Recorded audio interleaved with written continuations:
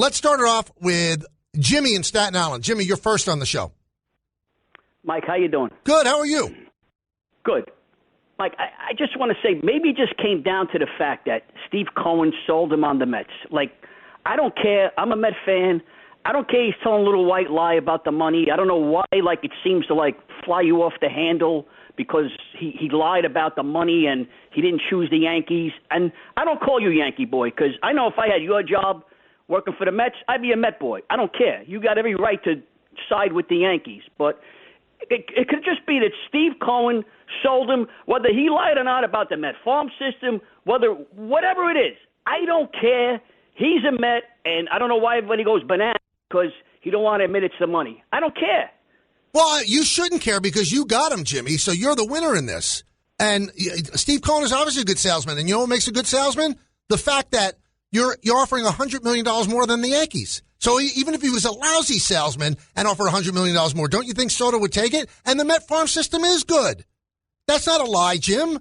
So you could say, listen, it was a variety of factors. It rubs me the wrong way because you're saying like, well, you know what? The Mets' future is much brighter than the Yankees. Well, here would be the best answer for me, Jim, and I thank you for the phone call. If the Met future was much brighter than the Yankees, and he had Scott Boras look into the whole farm system and what's coming down the line, and then the Mets offered less money than the Yankees, and then he still took the Mets, well, then it was the farm system. But we'll never know, right? So he thinks the Mets have a brighter future, and oh, yeah, by the way, they offered me $100 million more than the Yankees. So how could you say that the money had nothing to do with it? How could you say? You can't say it. Raul in Harrisburg. Raul. Mike, how you doing today? Good. What's up, buddy? You had some great swings the other day. I saw it. Oh, thank you so much. The only thing is the cameraman should have faced where you hit the ball, actually. I'll tell you where it went. It went maybe 20 feet into the outfield. Good, man. Yeah. That's when I flipped the bat because I knew I wasn't going to make that better. Yeah, I was next to my mom, and she liked it. Anyways, Mike, I want to comment something about Soto. Okay. So here's the thing. I don't know if you saw his interview with the Spanish guys. I'm very engaged with the Spanish media. Right. Ricardo and all those guys. Here's the thing. My problem with Soto is he said the Yankees the Mets had a brighter future than the Yankees. That's my only problem. I'm not mad that he went to the Mets, but those guys asked him who was involved. He said Toronto gave him a lot of money to offer, and Boston. Yep. So you know what I mean? Like I just feel like he just wasn't did not want to play with the Yankees for whatever the reason is. He said it was family the issue, and it was a family decision. I just think that he had a better option with the Mets. Period. Well, I follow the a lot. My call. But you got it, Raul. But the thing is this. You can't say that it's anything else when you know the Mets offered $100 million more than the Yankees. I mean, you could dance whatever dance you want, and people could believe whatever they want to believe. And Met fans want to embrace this. They want to embrace it. And I get it. Hey, he picked us because he thinks we're a better place to play. Maybe he does think that. But would he think that if they offered $700,000 and the Yankee offer was $760,000? I don't think so. I think he would have ended up with the Yankees. Bruce in Flushing. Bruce. Hey, Mike, 2 points. Number one, all the extra stuff he got, the security detail, the wardrobe for his mother, is that considered in the competitive balance stat? Absolutely. Oh, okay, because I wanted to make sure it was that. Secondly, Howard Reynolds said about a couple of weeks ago that the Yankees are better now, especially with the Cole injury, than they would have been if Soto was there. Now, that's Howard Reynolds. That's on me. That's not you. That's Howard Reynolds. And considering the injury to Cole, do you think it worked out better this way?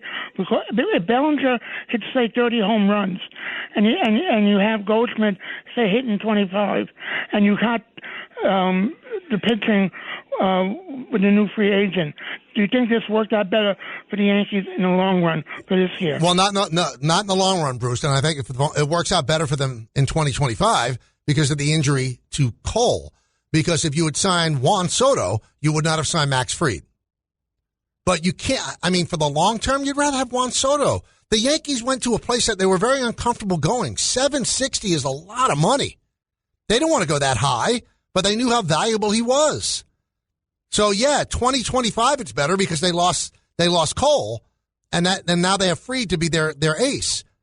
But would you rather, if Cole was healthy, would you rather have Juan Soto and not have Bellinger? I think you probably do.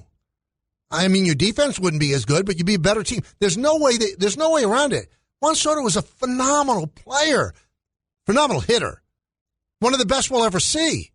One of the best we'll ever see. So I understand what Harold's saying. This year, it worked out the best because no Max Fried and Cole gets hurt, they're in trouble. They're in trouble.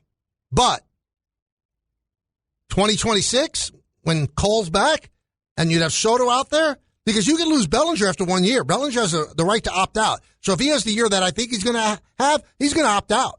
And then he's going to get a lot of money as well. So it's constantly moving. So if you ask me, would I rather have Juan Soto for 15 years or what happened this year, I'd rather have Juan Soto. I'm being honest. I'd rather have Juan Soto. That's why they offered him the money they offered him. How valuable he is.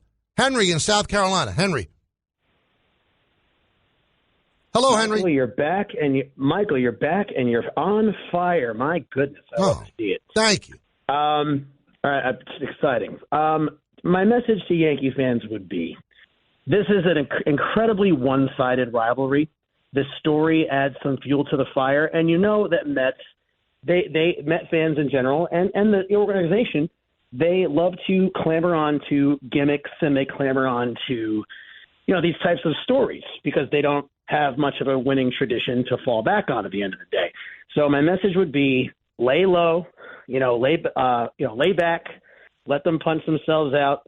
Don't get too distracted over these things because it's only going to matter for 2 series a year, max 3, if, all works out for both organizations that we see in October. That's it. Well, I mean, you're saying that it's not going to work out for the Mets after 3 years? I mean, Juan Soto is going to be there for 15. He'll be 28 in 3 years or 29. He's going to be great. So, you know what? It's going to turn out to be a good contract for the first, I think, 6 or 7 years. After that, it's a crapshoot.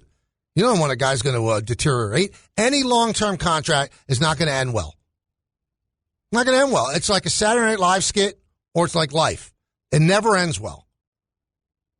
Now, how's the back end of Cole's contract look now? How's the back end of Miguel Cabrera's contract look? How's the back end of Albert Pujols' contract look? The back end of Judge's contract's not going to be great either. The back end of Max Fried's contract is not going to be great. But you've got to give those years in order to get the player. You just do. Everybody in their right mind would never give a player 15 years, no matter how young they are. But you have to do it to keep him. The Yankees offered him 15 years. They offered him 16 years.